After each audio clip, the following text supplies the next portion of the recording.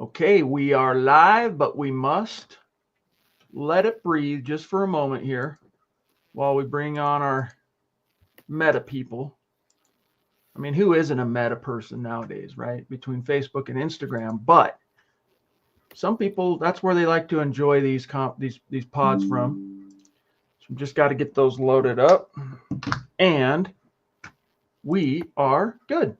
Welcome in, everybody. It is the Mile High Huddle podcast. I'm your host, Chad Jensen, and with me is my fellow football priest. You know him, you love him, Zack Kelberman. Zack, we're just a few days out from when that glorious Thursday practice that was open to the public, and it started to kind of the storylines and basking in that ambiance for Broncos starved people like us. It started to kind of dissipate. Zack, how's your weekend? It was good. Fortunately, we have another round of OTAs coming up this week, Chad. So we'll have hopefully more media availability, more quotes to pick through. But we know what we were getting into. It's a slow period, but based on what we saw Thursday and the first round of OTAs, the Broncos are really on the up and up, and they're talking and walking the walk, acting like it. True. We got one more voluntary this week, and then mandatory. Isn't it June 14th, Zack? It's 10th through the 12th. Oh, it's 10th through the 12th is mandatory? Mandatory, yeah. I got that twisted. Either way, then we go to 6 weeks. And yeah, I cry about that every chance I get. It's my least favorite. When like people who don't know who really understand what we do, Zack, like my grandma, my nana, she's just like flabbergasted that I have to do anything relative to writing about or podcasting about the Broncos, like if it's April. I'll be at a family event or something, and I got to go tonight. I got to stream. I'll see you later. Where you got to go? What do you got to talk about? The season's been over for. Well, really, that actual dead period is that 6 weeks, not January, not February, March, April, or even May or June.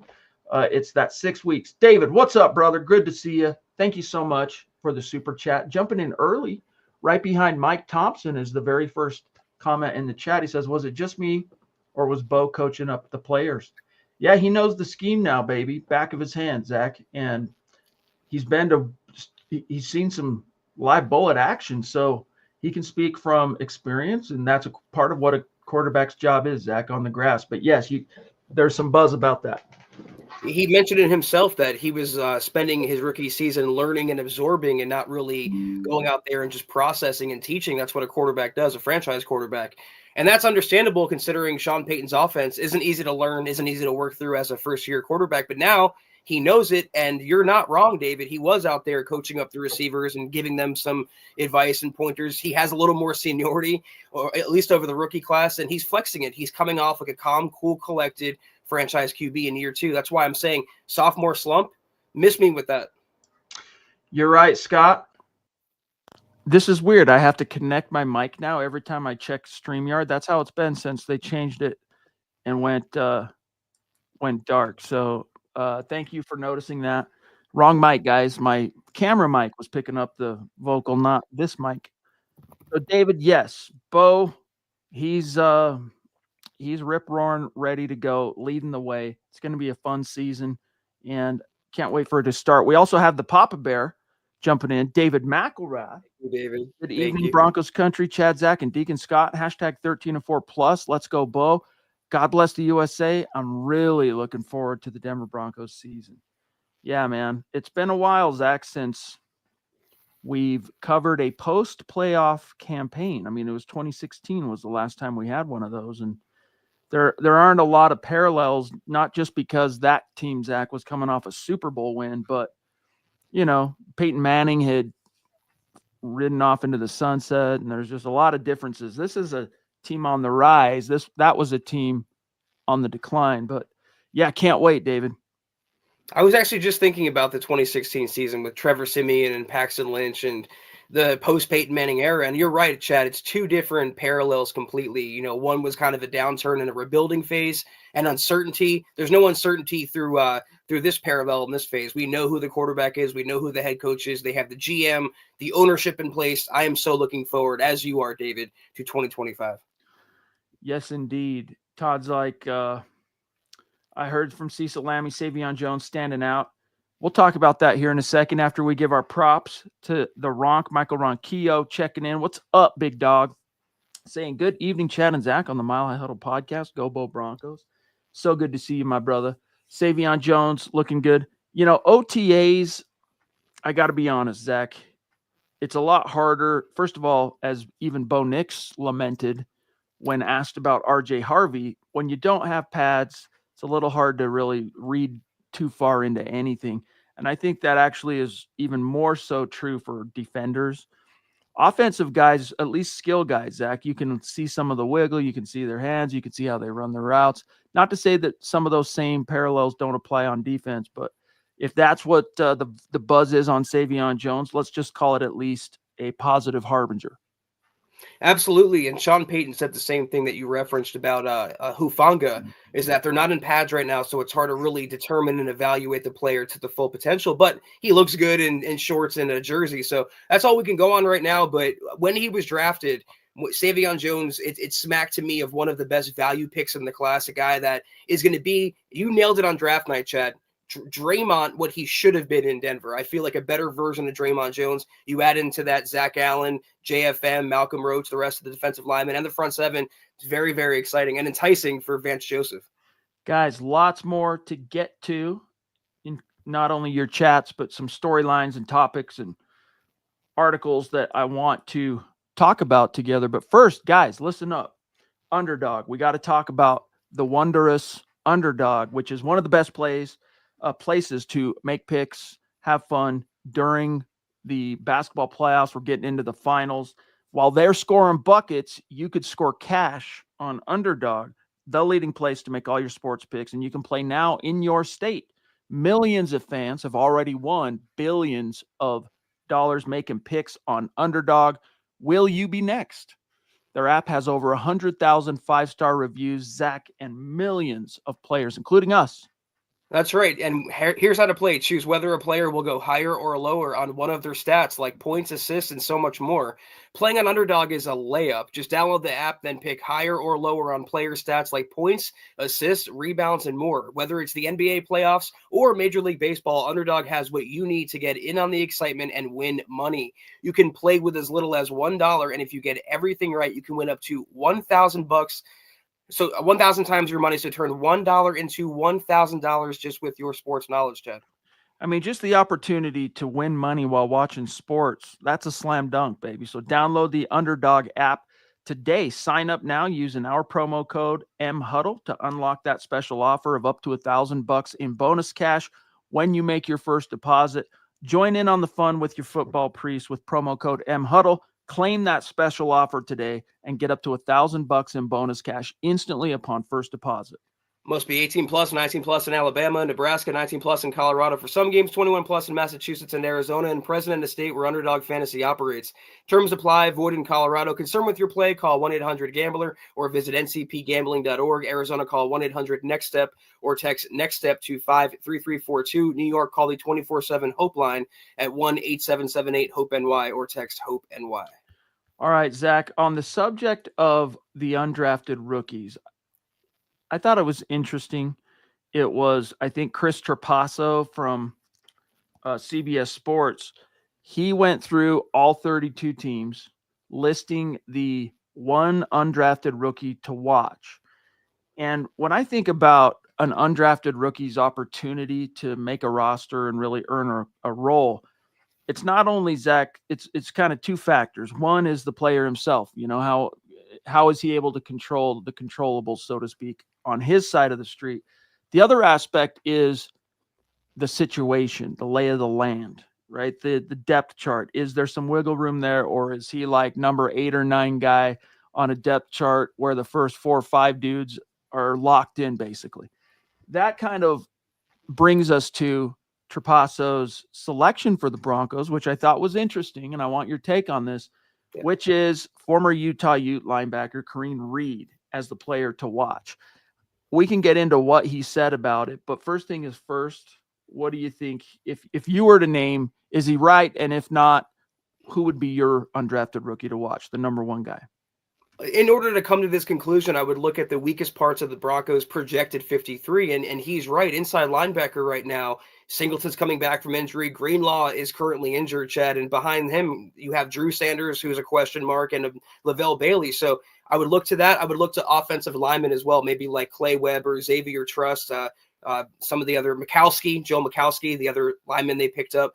But inside linebacker is a good shout. And if there's ever a chance for a guy to get playing time, he's going to have to shine on special teams. But again, there's two guys working back from injury, and you can't count on Drew Sanders. So without knowing his reasoning off the bat, Chad, I would assume it's because of the lack of experience and proven depth behind those two starters. The funny thing is he didn't really mention anything about the situation in Denver other than Greenlaw not being at 100%. We'll circle back to that real quick. Shouts to Howie frickin' Day. It's so freaking great, dude, to have you in the freaking house right now. If my little son Theo was in the room, he would think I'm swearing because it's so close to the actual swear that even when you say frickin' or freaking, he's like, Dad, you can't say that. You can't say that. So Howie, just know that right now, my little son Theo's ears would be burning just for what it's worth. So good to see you, dog. Been a while. Hope you're doing well. We also have Zach Byron Lewis jumping in off the tippity top. Great to see you, big dog. Thank you so much for the super chat, man. We are so blessed. We just over the weekend, over the last couple 2-3 days, I think we might have actually crossed Friday, but MHH YouTube crossed 30,000 subscribers, which is pretty cool for us. We're stoked. We only cover one team, right? We only cover the Denver Broncos. We're super sick, mad fanatics about it. And it's thanks to you guys and people like you, Byron, who support us and allow us to continue to do what we do. So thank you, big dog, for being here, part of the conversation and supporting us, helping us keep the lights on. He says, though, Zach, it's been a while. How do you feel about our running back room? I'll let you break it down for him. Yes, sir. Byron, I want to echo everything Chad just said there and more. Thank you so much for the generosity. Hope you've been well. We've been doing well. We're pumped about the season. And I feel a lot better now about the Broncos running back room with the addition of RJ Harvey. They needed someone explosive to combat the Estimes and the Blake Watsons of the world. And they got just that. I think he's going to run away, Byron, with the running back one job. And Estime is going to surprise as well. They'll have McLaughlin in like a scat back role. To be a very varied room, running back by committee, like how Sean Payton wants it. But I'm really, really excited about the addition of RJ Harvey. Thank you so much again. It was so interesting just to be reminded that, as excited as we are about RJ, he does have to work his way into the role.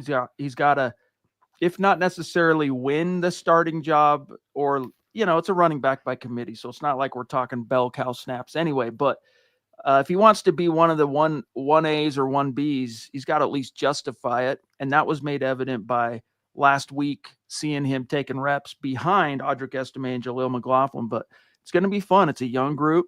RJ gives me a lot of hope.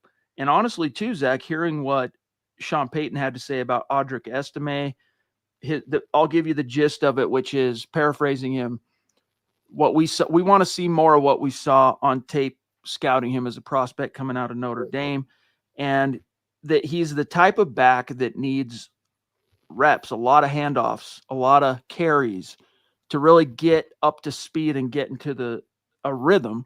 And that how last year, outside of really 2 games I can think of off the top of my head, he was unable to get that level of touch share, so to speak, and that, quote, he will get those opportunities this year. So Sean Payton seems excited about Audric Estime, so that excites me. It seems like he's the new Javonte Williams. It's how they were talking about Javonte when he was drafted. It's that he's a bigger back, he's a power back, so he needs a little more time to warm up and get the carries and really build up the head of steam to make defenses pay and wear them down. That's what I think the vision is with Audric Estime. I've mentioned the Lions parallels as well, Chad. The David Montgomery Estime could be that to RJ Harvey's Jahmyr Gibbs. Something with the lightning and thunder dynamic is what Sean Payton has in mind here with Estime and Harvey. Dude, Byron, so good to see you, buddy. I wanted to grab this real quick from Sam Bam jumping in. What's going on, brother? Great to see you. Thank you, Sam. Thank you, buddy. He says, evening, Chad, Zach, and Scott. Happy June 1st. That's right. We've turned over to the month of June. About 2 months until training camp starts. Go Broncos. Yeah. Usually it's that last week of July. So you're right on, buddy. And we're inching closer. We got a couple of big events left before we hit the worst of the desert. So we'll look forward to that, including this week, Zach. Yes, sir. Thank you so much, Sam. And it's getting closer. It might seem far away now, but we'll be in a few months. We'll be talking about how fast it went. The season's right around the corner. Looking forward to it. Thank you again, bro. I just want to grab this for Albert real quick. Good to see you, brother. Hope you're doing well. Wants to know, when will the meet and greet be? Better believe that will be a good one. Again, yes, we were, for the first time ever, Zach, disappointed at the meet and greet last year. Yep. In terms of not winning. The meet and greet was undefeated up to that point. I think we're now, 3-1 all time. But you know what else conspicuously correlated, Albert, with that loss and the outlying nature thereof? The absence of the knoppers. So we need that juju. So to answer your question, it's going to be week 7, Giants. And we picked that for a lot of different reasons. And then later, just last week, I should say, when the news came out about Demaryius Thomas heading to the Ring of Fame, that's going to be commemorated, that game, because, not commemorated, he will be officially inducted into the Ring of Fame that day. But because it's Alumni Week, and guess what team they're celebrating this year? Super Bowl 50, Week 7, Broncos, Giants. And then the last little cherry on top about that particular game is the Russell Wilson, potentially anyway, factor, Zach. Yeah, it's also in the middle of the season, Chad. It's an easier opponent, so we could go push that winning streak back and go to 4-1 for meet and greet. So we hope to see you there, Albert, and your wife as well. We look forward to it this fall. Patrick, what's up, brother? Biggest surprise pickup through draft or free agency? Who is the biggest surprise offseason addition for you, Zach? Probably in terms of like genuine surprise, I have to go with Za'Dar Barron, Chad, just because of all the scenarios I ran through in my head. I didn't think they come away with the defensive back there, even though he's very highly rated and it's going to be a good player. Other than that, I didn't think they would close the Evan Ingram deal. He had some other suitors, and they were going back and forth in negotiations, but they needed a tight end, so I wasn't shocked. But in terms of genuine surprise, it's got to be Barron for me. I think that's fair. Everybody's jaw kind of hit the floor, and even the guys, that were in the live stream, MHH live stream, the draft dudes, you could tell they knew that he was on the board. The Knicks and the Erics and those guys, they knew Za'Dar Barron was chilling, but everybody up to that point, Zach, including our guys, had been wired to really just expect a running back, right? Expect it to be basically either be Omarion Hampton or Travion Henderson. So I think it's pretty safe to say that everyone was surprised by that pick, but in a positive way.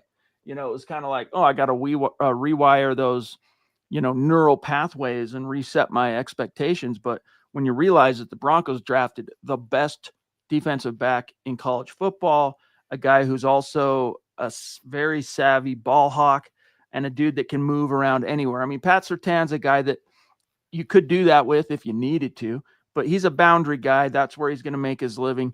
The cool thing about Barron, oh baby, he's going to kick butt for you, whether he's in the slot or on the boundary, and you could even play him at safety if you want.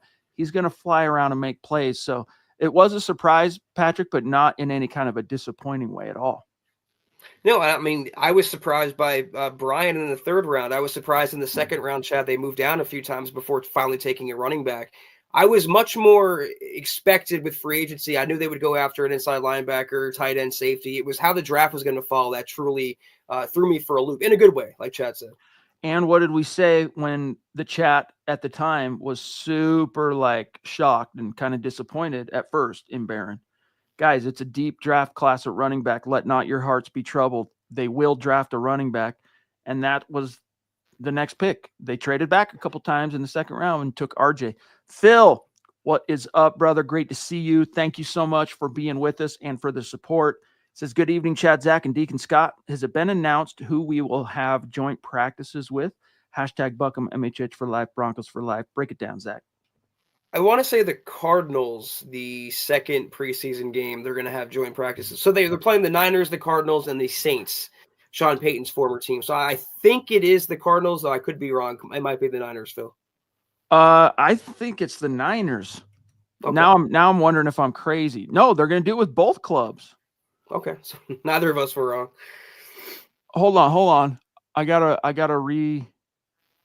find the article we put out on it. Some of this stuff, I mean, we write so much content that Some of it melds together. Yeah, Broncos set to host a joint practice with the Cardinals before their August 16th game, and then also a joint practice with the Niners before theirs. So both teams. That'll be fun. That'll be a lot of fun. George, what's up, bro? Guys, do you think with our newly drafted tight end that we'll do a lot of 2 tight end setups in the way to help out with the pass blocking? Broncos for life, MHH for life. Hit the thumbs up, guys. Thank you, buddy. I don't think you're going to see a ton of it because I'm just not sure that there's enough runway to get Caleb Lohner, Zach, up to speed in time. I think you'll see him. There will be some 2 tight end sets. Just seeing how giddy Sean Payton appears to be about Caleb Lohner, I think you're going to see him, but this isn't going to be, let's rewind to the whatever year that was, Patriots squads of Gronk and Hernandez. It won't quite be that, but you'll see him a little bit, I think, this year, especially in the red zone. Yeah, I think, George, a lot of Broncos fans are getting over their skis when it comes to Lohner. This is probably in year 1 realistically going to be a practice squad stash because the veterans and the experience they have ahead of him. You threw money at Evan Ingram. Sean Payton loves him some Adam Troutman. You still have Krull, Nate Atkins. Like Chad said, they're going to work Lohner into the equation over the course of the season, probably toward the end of the year. But it's not going to be a case where he's going to be jumping into starting sets right away. It's going to be a process where he probably starts on the practice squad. The Duchess jumping in from the tippity top rope. Thank you so much, Michaela. Multiple episodes in a row. We love you so much. This is why, one of many reasons, I should say, that Michaela is MHH family and Mount Rushmore status. She says, I thought RJ Harvey was a tiny guy. Dude isn't a small guy. He is short, but built like a tank. His legs are like tree trunks. Can't wait to see him run. Yeah.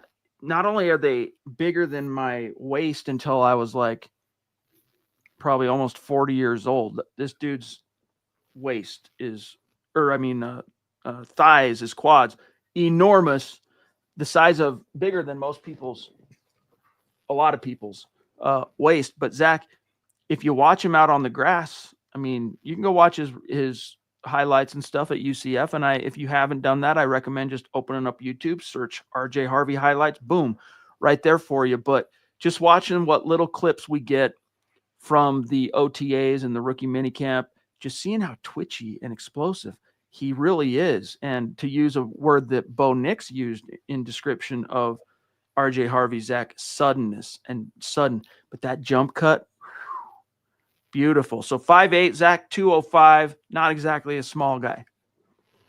Thank you so much, Michaela, first and foremost. That is so generous of you, as it always is, each and every night.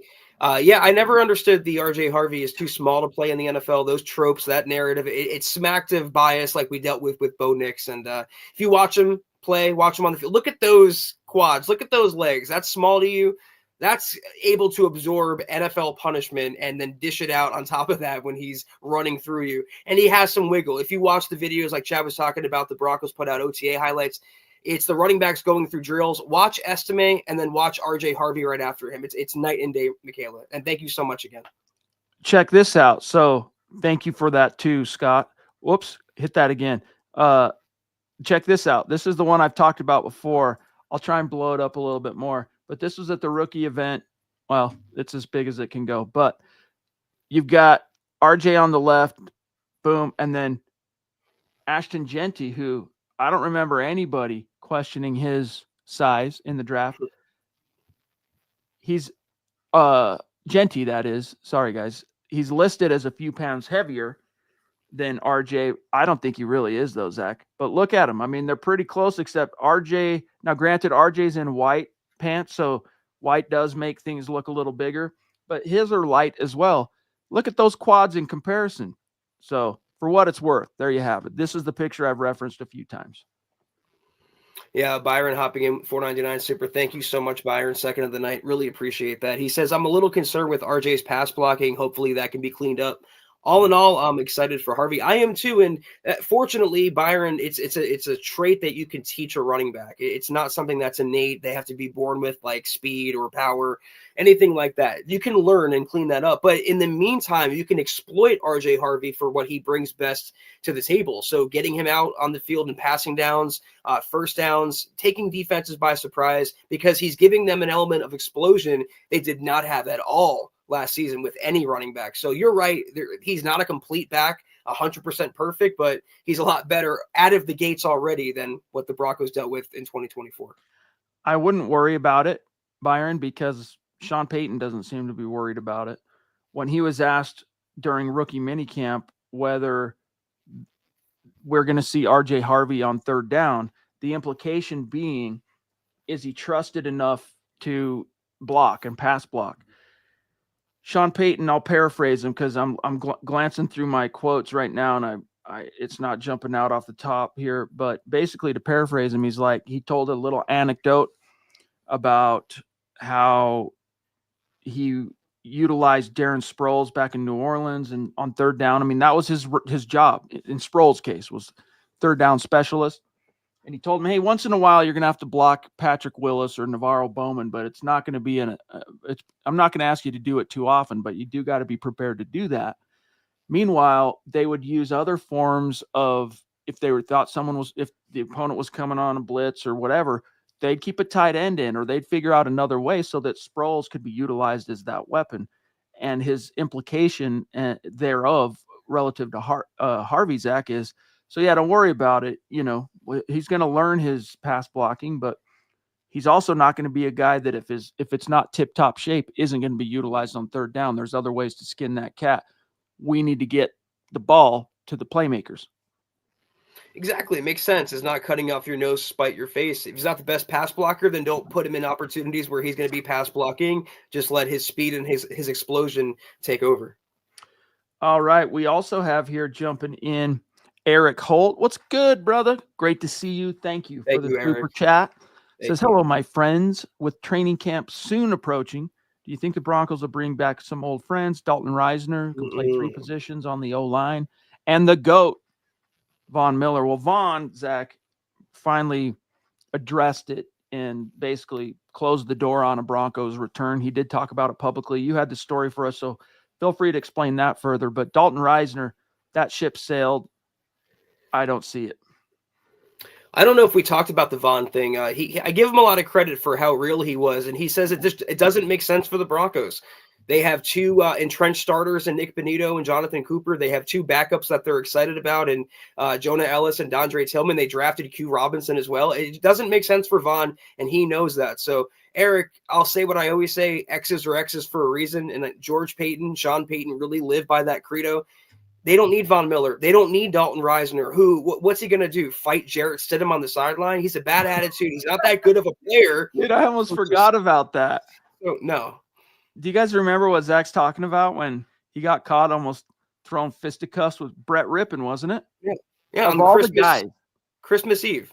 Yeah, that's right. An embarrassing meltdown of a game. Broncos get brutalized like the movie Deliverance.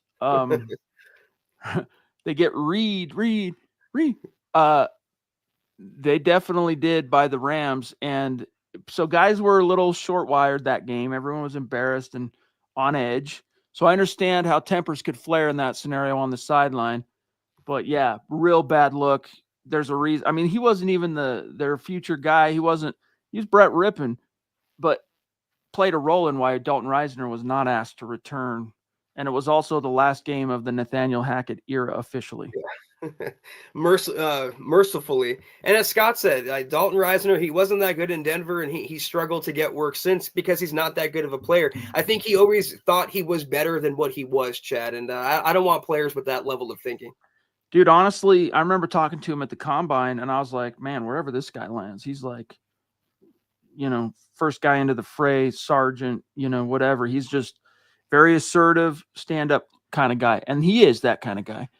But if Broncos fans have anything to be thankful for on the Dalton Reisner front, it's the role he played in rebuilding Garrett Bowles' confidence and helping him officially turn the corner and become the tackle that the Broncos always thought he could be. And if you ask Garrett Bowles, he'll tell you the same thing, that Dalton Reisner was one of the big keys to him turning that corner when basically the entire fan base, Zach, had abandoned him as a bust. So anyway, interesting question though, Eric. Good to see you, big dog. Shiloh, what are your football backgrounds, Chad and Zach? What do you mean? Like, did we play? Is that what you're asking? Thank you for the super chat, by the way, brother.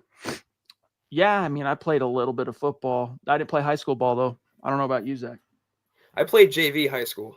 That's as bad as my football background goes, Shiloh. I've been a fan, though, since I could, before I could even speak. I played football my whole childhood, tackle football.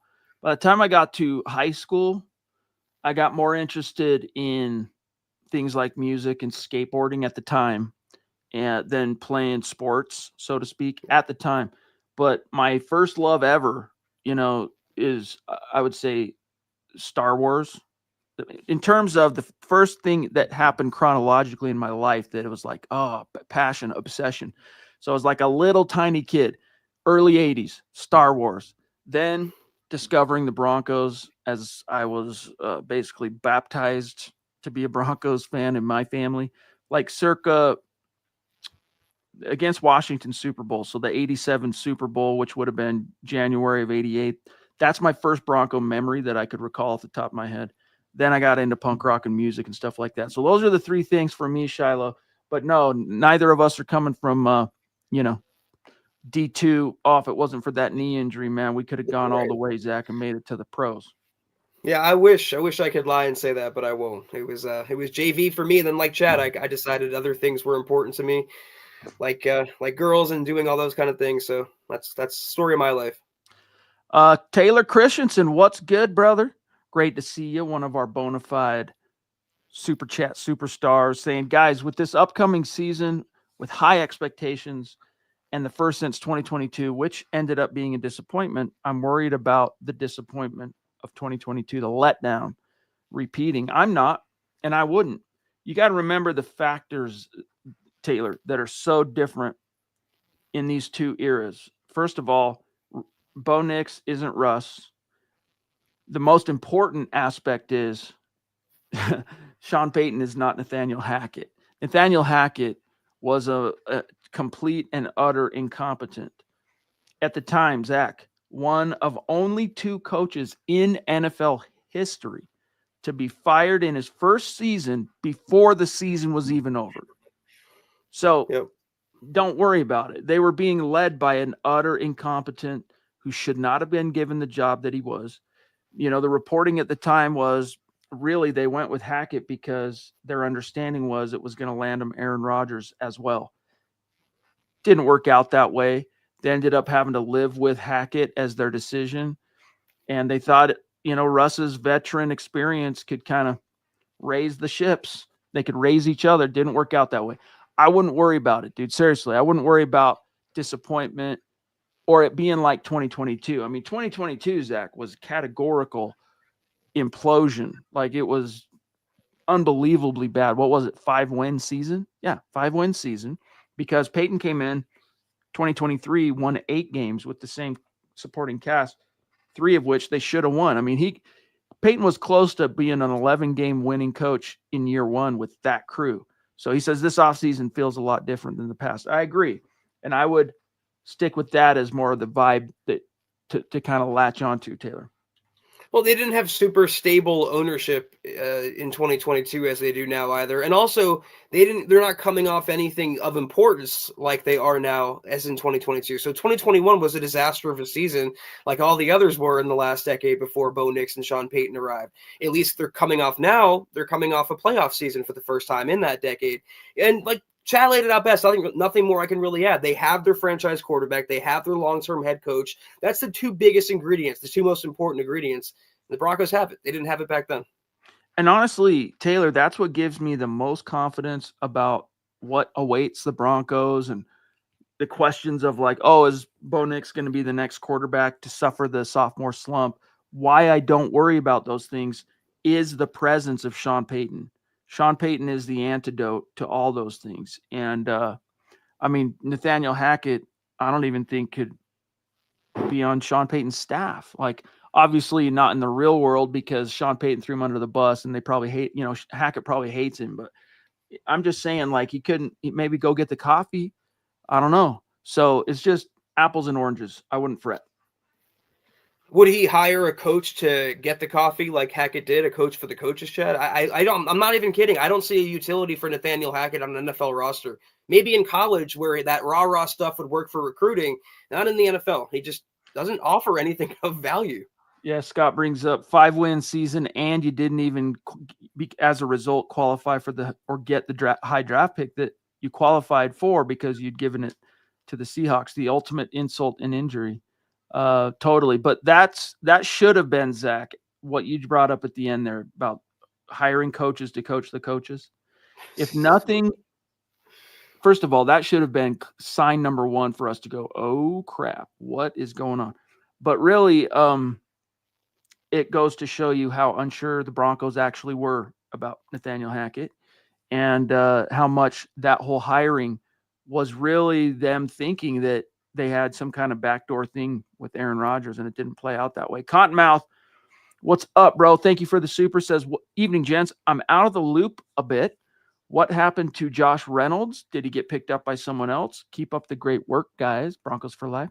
Yeah, so the Broncos said adios to Josh Reynolds during the season, not long after that unfortunate incident where he was shot at, leaving I'll just call it a nightclub in Denver. But he signed with the Jets. And remember, he also, after they gave him a nice little 2-year deal, he suffered a hand injury, I want to say, Zach, catching a touchdown, and then was put on IR. While he was on IR, he got into that situation in the Broncos. By that point, they were like later. So he is now, Zach, officially a New York Jet, though. Yeah, that about covers it. He had a pretty unlucky stretch run there, and hopefully he can get back to being the receiver that he was in Detroit, but no longer part of the Broncos. Yeah, I mean, the thing with Hackett, why people were so excited about him was that finally an offensive guy. Finally. I mean, Kubiak was an offensive guy, but I'm talking the post-Kubiak, post-Peyton Manning years of depredation that the fan base suffered under the Vance Joseph and then subsequent Vic Fangio regimes. Elway kept going defense for the head coach while all the rock star head coaches that were hitting it out of the park, including the hires that were successful out of the gates, they were offensive guys. And so that was one of the things we were screaming about and pounding the table for during that hiring cycle was just give us an offensive guy. Give us an offense guy. Let's go. And Hackett, the one thing you got to remember too, and this is part of how and why the Broncos kind of got suckered in, was that Green Bay offense was insane. Was it? Rodgers was coming off like 2 straight MVPs at his age. It was unprecedented. So I understand how the Broncos were like, okay, well, if we can get Rodgers to go with Hackett, we'll be all right. Maybe they should have waited a little longer. I don't know. I'm trying to remember the timeline about when, at what point Aaron Rodgers decided his future and whatnot. But yeah, Zach, I do recall us being optimistic about Hackett, mainly because of the offensive thing. And we just got this new quarterback that was a 9-time Pro Bowler going into his 11th season. One thing that I was guilty of really quickly too, looking back on it, I was excited that Hackett was younger, that he had more energy because we were coming off the Vic Fangio curmudgeon-y, old man, get off my lawn sort of persona. And it was so refreshing to have a young guy who was relatable with the players, but look how well that turned out. Byron Lewis again, brother. Thank you so much, dude. Seriously. Hard-earned money. That's money that you have busted your hump to earn for yourself. We take it as a great sign of a great show of respect, and it's an honor and a privilege for us. We do not take it lightly. Thank you, brother. Says, Bo is about to go off. I'm not even worried about the Philadelphia Eagles. The defense is stout and will be better if Cats can stay healthy. Broncos for life. Well, as we touch wood, as I say this, the Broncos, since Peyton got here, have been one of the healthiest teams in the NFL. Went from having the most dollars on the salary cap in 2022 of any team in the NFL to the least injured just year one with Sean Payton. So I feel confident. Doesn't mean guys aren't going to get hurt. There will be injuries. What you're seeing this team avoid for the most part, are the season enders, the soft tissue, and I don't know. I think a good part of it is luck, in the sense that, Zach, you kind of make your own luck. They do all the right things, from player nutrition, sports science, strength conditioning, the whole nine, to improve their luck chances, so to speak, to improve those odds. But you can't control, as Talanoa Hufanga was talking about last week, Zach. He learned from Troy Polamalu, injuries are 100%. Everyone's 100% of players are going to get injured. Everyone gets injured at some point. It's a matter of scale, and the Broncos have done good. So I feel good about that. But yes, Bo is about to go off, dude. He is about to go off. He's no longer, I mean, sure, he's still in the learning curve. He's still young. But in terms of the scheme, Zach, knowing things, knowing his supporting cast, and then getting 2 additional new weapons that he didn't have last year in Evan Ingram and RJ Harvey, oh boy. Yeah, the defense was elite, Byron. And first of all, thank you so much again for your generosity. It's been amazing tonight. So good to see you, and the fact that you're hanging out with us. The defense was elite in many metrics, and that was before they added Dre Greenlaw, before they added Hufanga, before they added Zadeh Barron. The offense was playoff worthy at the minimum, Chad. They won 10 games on the back of a rookie quarterback, and like you said, they added Evan Ingram, they added RJ Harvey, they added Pat Bryant, and it's year 2 in Sean Payton's system for Bo, and he's talking about how comfortable he is. So I don't see why you'd be down on the Broncos. I don't see why you'd forecast 9 wins for the Broncos like I see some outlets do, or rank Bo Nix the 19th overall quarterback. But as we say around here, Byron, let him hate. Dude, thank you again, Byron. And the Eagles, I mean, what do we get them? Week 5, right? If memory serves. Yeah. Week 5 Eagles, because then you're gone 2 weeks. Eagles across the pond, take on the Colts in Britain. Then you come back, no bye, host the Giants. We'll be there. Byron, dude, good to see you, big dog. Thank you again so much for the super chat love, my friend. Means a lot to us. All right, Zach, we're at about 41 minutes. We're doing good on time. But consider this, guys, kind of your 2-minute warning on any burning topics, questions. Get them in the chat. I'm just doing, Keith. The Hackett excitement was all about the ties, the Rodgers possibilities. Yes, indeed, baby. Yes, indeed. And when that apparently was no longer in the cards, Broncos pulled the trigger on the Russ trade. Bad times. Let's see what Antoine has to say. What's up, dude? Thank you for the super chat. Great to see you. Says, I love what we did with the team. The only issue is Sean's play calling and constant formation changes. I mean, dude, honestly, I don't really hate on Sean Payton's play calling. He's one of the best situational play callers in the NFL.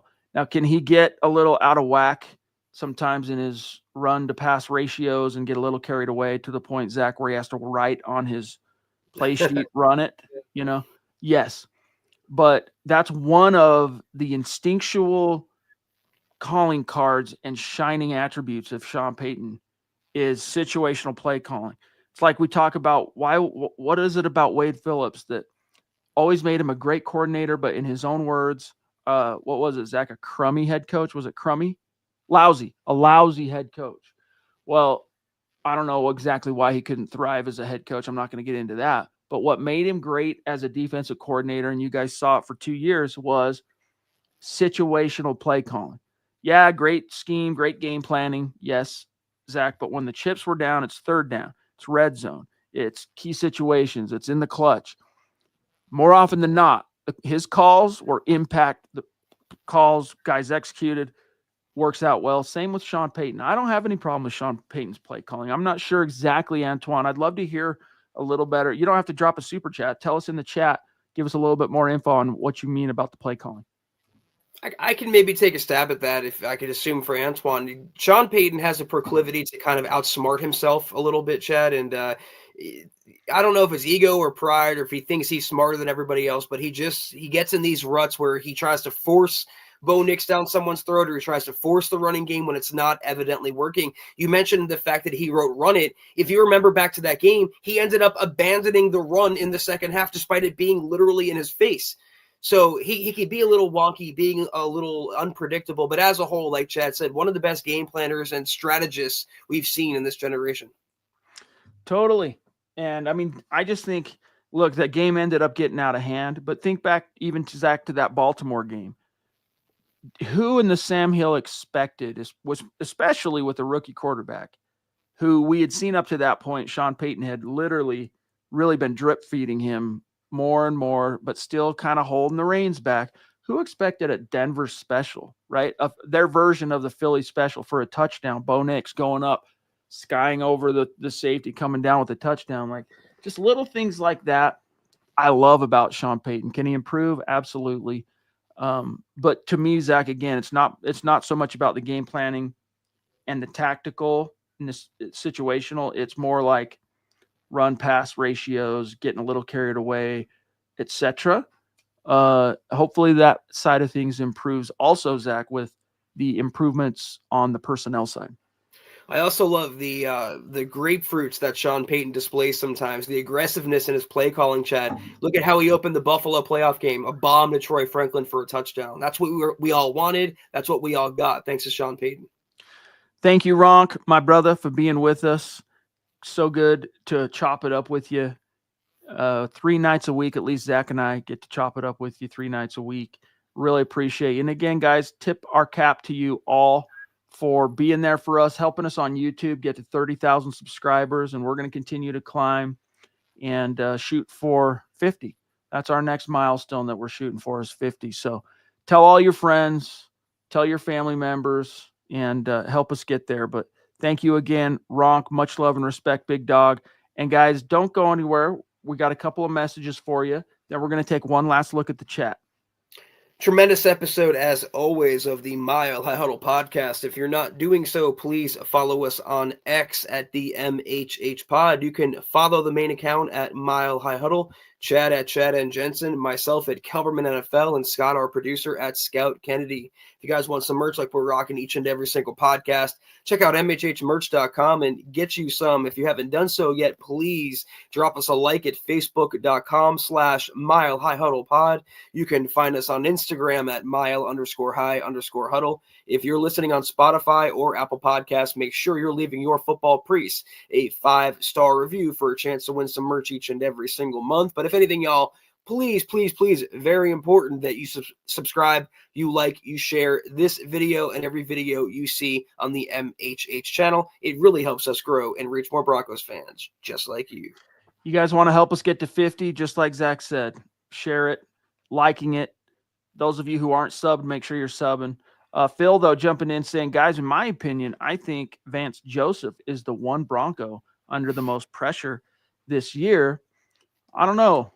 I'm not sure I agree with you. I'd like to hear a little bit more what you mean by that. But, Zach, what do you think? You think VJ's under the most pressure? I'll attempt to steel man that. I think like the defense was already elite. They already led the league in sacks and a bunch of other categories, or were close to it. They added Barron, one of the best defensive players in the draft. They have Jim Leonard, who's marinating as a defensive coordinator and waiting under VJ. I can see where Phil's going with that. That's true. It'd be kind of weird. I mean, players have to deal with this, and VJ is a former player, so is Leonard. But just knowing that there's a guy behind you being groomed to take over, or at least being groomed in the event that you're no longer wanted or whatever. But that is definitely the situation. I think the way the Broncos view it, though, Phil, is just more like, hey, we expect again to field a top 5 defense. And when that next head coaching gig comes VJ's way, and it probably will, especially if the Broncos continue to march deeper into the playoffs, that's our guy, Jim Leonard. So we'll see. Glenn, Payton is building the group he wants to. We have the best ownership in the game, a great and the wealthiest, a great quarterback, O-line, defense, young stars. Let's freaking go. 13-4, win the division on Christmas. How sweet would that be, Zach? What a Christmas present. The ultimate Christmas present. I didn't see this, but Ronk says, Chad, Zach, are you guys good at bowling? Because I am a 2-handed bowler. My highest score was 263. So you're an ambidextrous bowler. That's dope, dude. I got to be honest with you. I haven't done it enough to be good at it. I've bowled, sure. Who hasn't bowled? I mean, I've bowled plenty of times, I guess, taking my kids, this and that, but never anything serious. And this is, oddly enough, Ronk, coming from a guy who is like a sick maniacal freak fan of The Big Lebowski, where bowling takes on like mythical proportions. So I'm not much of a bowler, Zach. I don't know about you. When I was like, I don't know, 12, 13, I was a big bowler. It was big into it. I had like my own bag, my own ball. I went every Saturday to the bowling league. It was pretty fun, but as an adult, it's more of a, hobby every now and then. For me, it's gotten to be too expensive. If you go to a bowling alley, try to rent an hour, Chad, it's like ridiculous. Like Top Golf, just at insane pricing now. Now, golf, I love to golf. I just don't ever have the time. When I was a kid, my dad gave me some golfing lessons, and that made me really love golfing. And I just don't get the time to really be as good at it as I know I could be, based on my training and what I know about it, my swing and stuff like that. I just don't have enough time. One of these days, hopefully I'll get to a point where I can start carving out some, but I love to golf. Bowling, not my thing up to this point, but that's really cool to hear. That's a ridiculous score. And the fact that you're a two-hander, that's dope, dude. You could have been a drummer. Maybe you are, if you're that ambidextrous. All right, guys, Mile High Salute. Special shout out to the great Super Chat superstars and supporters tonight, helping us keep the lights on, like David Youngkin, the Papa Bear, David McElrath, The Ronk, Howie Frickin' Day, Byron Lewis multiple times, Sam Bam, Phil McLaughlin multiple, shouts to Patrick, George Fox, the Duchess off the very highest rope. We love you, Michaela. Thank you, Michaela. Eric Holt checking in, Shiloh, Taylor Christensen, multiple supers, Cottonmouth 78. Let me see. Antoine Curry, what's up, dude? Thank you. I think that pretty much hits everybody. Zach and I will be back tomorrow night. So we'll see what the new week has in store for us. Can't wait. Have a great start to your week, everybody. Yes, sir. Have a great rest of your Sunday. We'll see you tomorrow. Take care. And as always, go Broncos.